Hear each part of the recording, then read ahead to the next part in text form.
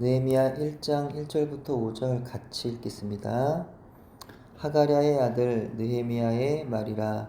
아닥사스다 왕 제20년 기슬루월에 내가 수산궁에 있는데 내 형제들 가운데 하나인 하나니가 두어 사람과 함께 유다에서 내게 이르렀기로 내가 그 사로잡힘을 면하고 남아있는 유다와 예루살렘 사람들의 형편을 물은즉 그들이 내게 이르되 사로잡힘을 면하고 남아있는 자들이 그 지방 거기에서 큰 환난을 당하고 능욕을 받으며 예루살렘 성은 허물어지고 성문들은 불탔다 하는지라.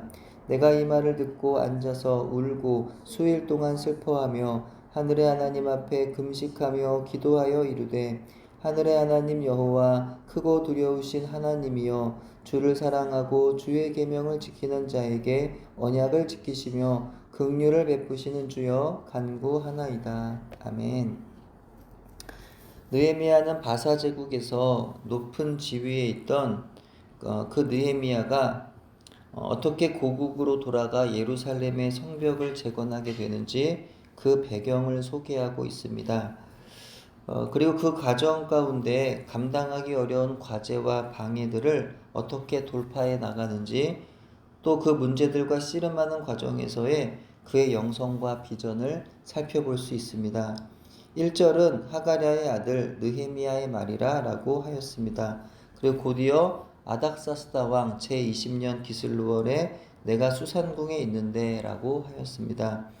아닥사스다는 고레스, 다리오, 아수에로에 이은 바사의 네 번째 왕입니다. 이때 에스라 인도하에 제2차 포로 기환이 있었고 이 일이 있은 지 13년 후인 기원전 445년에 느헤미야는 예루살렘 회파 소식을 듣게 되었던 것입니다. 느헤미야는 지금 왕궁에 거하고 있지만 마음은 늘 하나님의 성전이 있는 예루살렘에 있었습니다. 왜냐하면 지금 유다 백성들의 처지는 자신들의 죄로 인해 하나님께 징계를 받아 이방의 포로로 끌려와 있는 상태이긴 하지만 언젠간 하나님의 언약 백성으로서 다시 시온에서 하나님께 경배와 찬양과 제사를 올리게 될 것이라는 믿음이 있었기 때문입니다. 그는 비록 나라는 잃었지만 시대의식마저 잃어버리지는 않았던 겁니다. 비록 눈에 보이는 상황은 비참했지만 여전히 하나님의 언약을 붙잡고 있었습니다. 비참한 나라의 현실을 잊고 조국이 어려움에 처하건 말건 상관하지 않고 그저 바사국의 높은 지위에서 걱정 없이 풍요로운 삶을 살 수도 있었지만 그는 그렇게 살기를 원하지 않았습니다. 하나님의 마음을 아는 하나님의 백성은 역사와 시대를 바라보면서 하나님께서 기뻐하시는 삶에 대해서 고민하지 않을 수 없고 시대의 흐름 속에서 사명을 발견하지 않을 수 없기 때문입니다. 예루살렘 성이 회파되고 성문들이 불탔다는 소식을 전해 들은 느헤미야는 소망이 끊어지는 심정이었을 것입니다. 이스라엘 백성은 결코 노예로 살아갈 민족이 아니었습니다. 포로로 이렇게 살아갈 민족이 아니었습니다. 하나님의 백성답게 어두운 세상에 빛을 비추며 살아야 하는 민족이었습니다. 하지만 나라가 망하고 여전히 비참한 가운데 소망이 보이지 않는 모습에 느헤미야는요 가슴이 찢어지는 듯 아팠을 것이고 그렇기 때문에 그는 날마다 눈물로 기도하지 않을 수 없었을 것입니다. 느헤미야는 먼저 이스라엘 자손들의 죄악을 마치 자기 죄처럼 여기며 하나님 앞에서 금식하며 회개했습니다.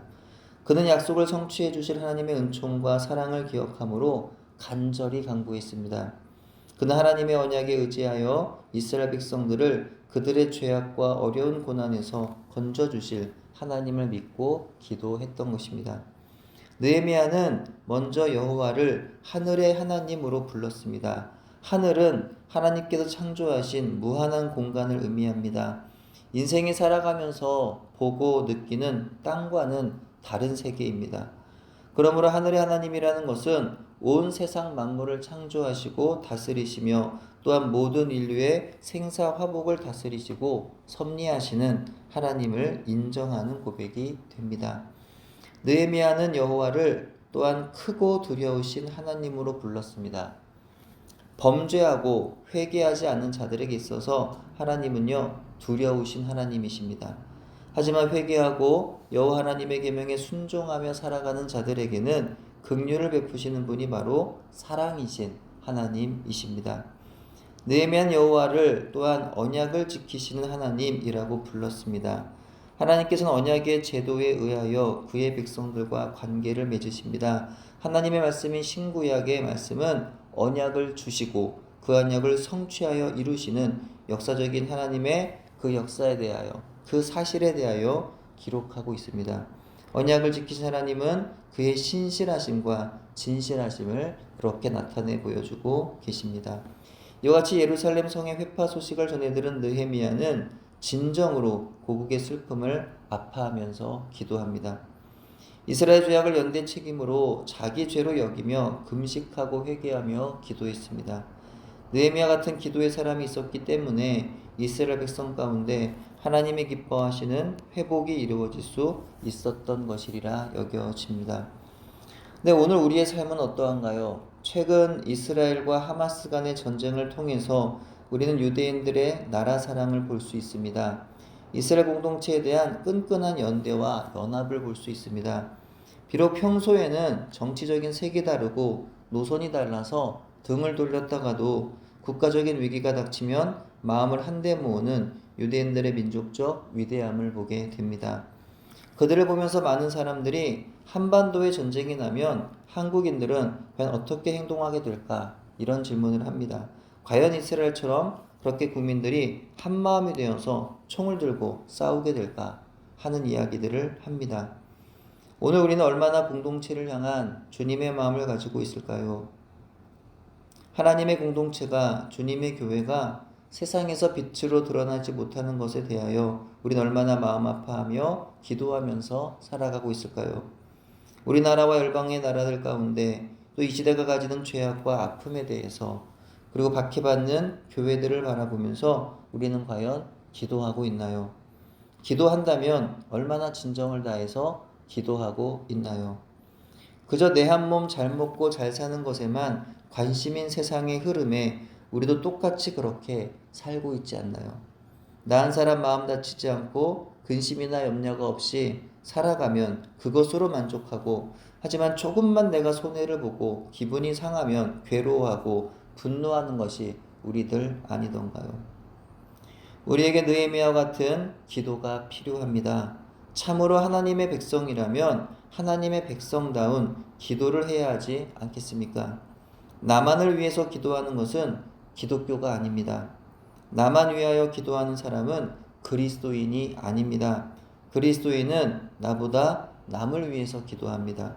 그리스도인은 나보다 주님의 영광 위해서 기도합니다. 그리스도인은 하나님의 공동체를 위해서, 그리스도인은 저들의 영혼을 위하여 기도하는 사람들인 것입니다.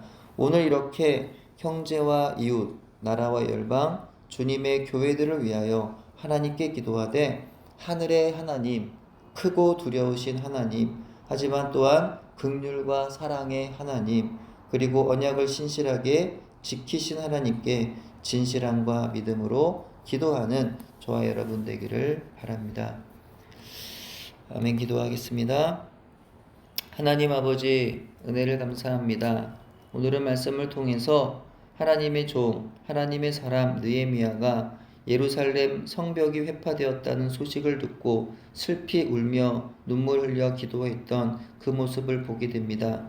하나님, 자신은 바사 제국의 관원으로서 그렇게 평안하고 풍요로운 삶을 살아가고 있기 때문에 충분히 고국의 어려움을 외면하고 내 한 몸 평안하고 행복한 삶을 살아갈 수도 있지만, 느헤미야는 그렇게 살지 아니하고 고국의 슬픔을 정말 가슴 아파하며 간절히 그 땅이 온전하여지는, 그 땅이 다시금 하나님의 나라로 세워지기를 간절히 바라며 기도했던 느헤미야의 그 눈물의 기도를 기억합니다.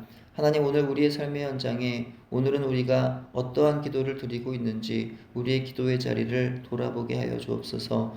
오늘도 하나님, 기도할 때에 내 한 몸, 나 한 사람, 또 더 나아가 내 가족 위해서 기도함에 그치는 사람이 아니라 정말로 하나님의 나라와 주님의 영광을 위해서, 또 하나님 이 나라의 민족을 위해, 열방을 위해 주의 몸된 교회를 위해서 눈물로 기도할 수 있는, 간절히 기도할 수 있는 우리의 기도의 자리, 또 기도의 사람이 되어지도록 은혜를 베풀어 주시옵소서. 감사드리오며 예수님 이름으로 기도합니다. 아멘.